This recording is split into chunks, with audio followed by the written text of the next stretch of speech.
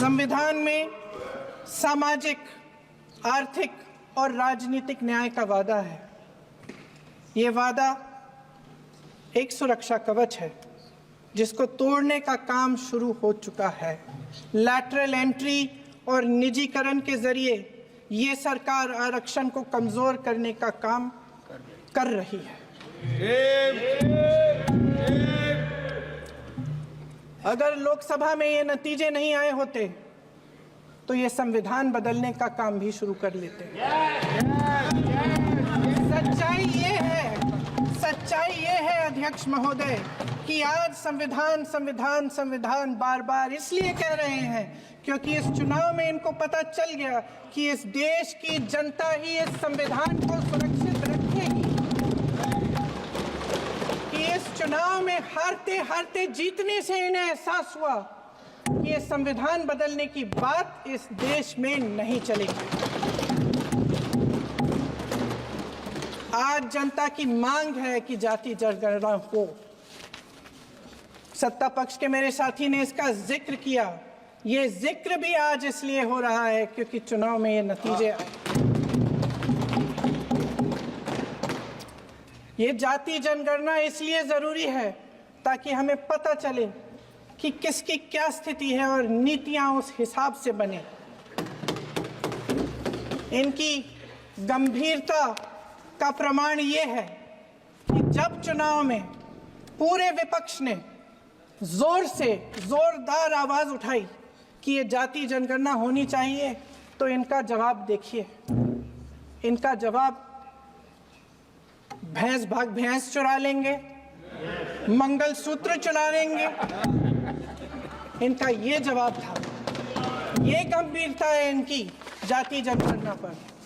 महोदय, हमारे संविधान ने आर्थिक न्याय की नींव डाली, किसानों, गरीबों और को जमीन बांटी, भूमि सुधार किया, जिसका नाम लेने से कभी कभी आप झिझकते हैं और कभी कभी उनका नाम धड़ाधड़ इस्तेमाल किया जाता है अपने आप को बचाने के लिए। उन्होंने HAL, BHEL, SAIL, GAIL, ONGC, NTPC, railways, IIT, IIM, oil refinery,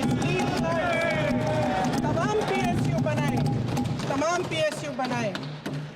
अध्यक्ष महोदय, उनका नाम पुस्तकों से मिटाया जा सकता है, उनका नाम भाषणों से मिटाया जा सकता है, लेकिन जो उनकी भूमिका रही इस देश की आज़ादी के लिए और इस देश के निर्माण के लिए, वो इस देश में से कभी मिटाया नहीं जा सकता। आज संसद में बैठे हुए सत्ता पक्ष के मेरे साथी ज़्यादा से ज़्यादा अतीत की बातें करते हैं। 1921 में क्या हुआ, कब हुआ, नेहरू जी ने क्या किया।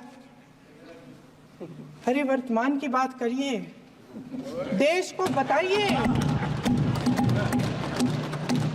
आप क्या कर रहे हैं, आपकी जिम्मेदारी क्या है। कि सारी जिम्मेदारी जवाहरलाल नेहरू की है। राजा भेष बदलकर बाजार में आलोचना सुनने जाता था। ये सुनने जाता था कि प्रजा मेरे बारे में क्या कह रही है, मैं सही रास्ते पे चल रहा हूं कि नहीं। लेकिन आज का राजा, भेष तो बदलते हैं आज के राजा, शौक तो है उनको भेष बदलने का, लेकिन न जनता के बीच जाने की हिम्मत है और न आलोचना सुनने की। महोदय, मैं तो सदन में नहीं हूं।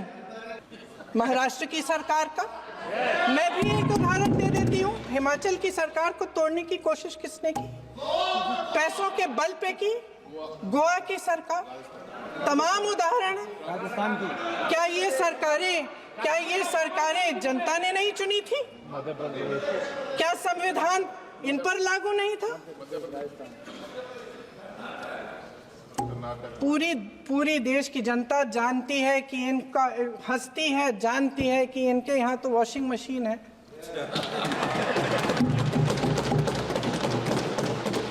तो यहाँ से वहाँ जाता है, वो धुल जाता है। इस दाग उस तरफ स्वच्छता। और मेरे कई ऐसे साथी हैं जो इस तरफ होते थे उस तरफ चले गए, मुझे दिख भी रहे हैं, वॉशिंग मशीन में शायद धुल गए हैं। अध्यक्ष महोदय, जहां भाईचारा और अपनापन होता था, जहां हमारे संविधान ने एकता का सुरक्षा कवच दिया था, वहां शक और घृणा के बीज बोए जा रहे हैं। एकता का सुरक्षा कवच तोड़ा जा रहा है।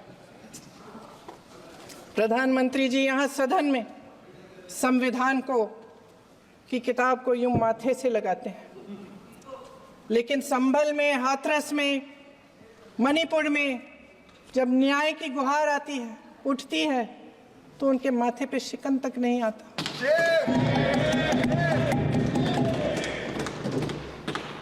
शायद समझ नहीं पाए हैं कि भारत का संविधान संघ का विधान नहीं है।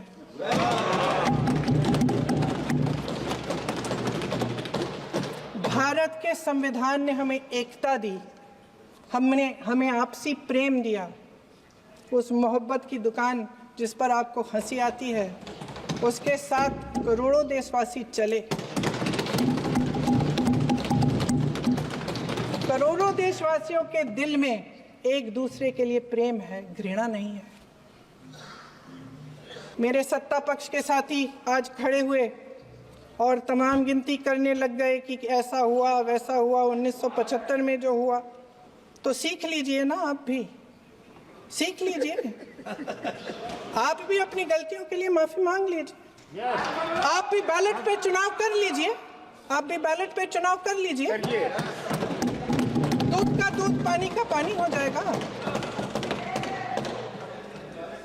आप राजनीतिक न्याय की बात करते हैं, सरकारों को पैसों के बल पर गिरा देते हैं।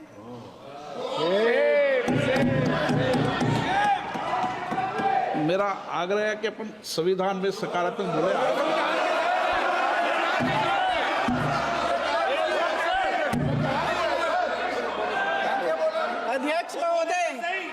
अध्यक्ष महोदय, सत्ता पक्ष के हमारे साथी ने एक उदाहरण दिया उत्तर प्रदेश की सरकार का, तो मैं भी एक उदाहरण दे देती हूँ महाराष्ट्र की सरकार का। मैं भी एक उदाहरण दे देती हूँ हिमाचल की सरकार को तोड़ने की कोशिश किसने की, पैसों के बल पे की, गोवा की सरकार।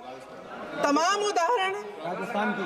क्या ये सरकारें जनता ने नहीं चुनी थी? क्या संविधान इन पर लागू नहीं था? पूरी देश की जनता जानती है कि इनका, हंसती है, जानती है कि इनके यहाँ तो वॉशिंग मशीन है।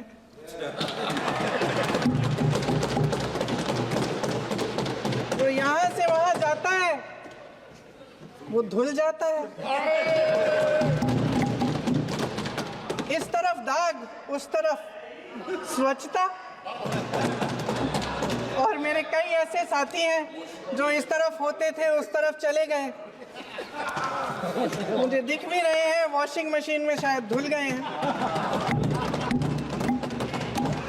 अध्यक्ष महोदय, जहां भाईचारा और अपनापन होता था, जहां हमारे संविधान ने एकता का सुरक्षा कवच दिया था, वहां शक और घृणा के बीज बोए जा रहे हैं।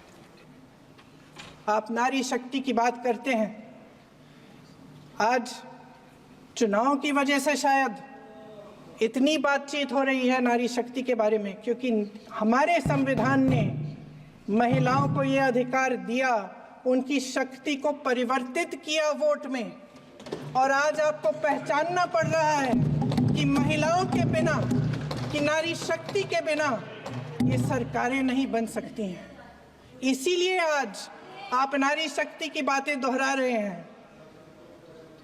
जो आप नारी शक्ति का अधिनियम लाए हैं, उसको लागू क्यों नहीं करते? वो 10 साल बाद लागू क्यों होगा? क्या आज की नारी 10 साल इंतजार करेगी उसके लागू करने के लिए? क्या बात है, क्या बात है। भी बैलेट पे चुनाव कर लीजिए, आप भी बैलेट पे चुनाव कर लीजिए, दूध का दूध पानी का पानी हो जाएगा।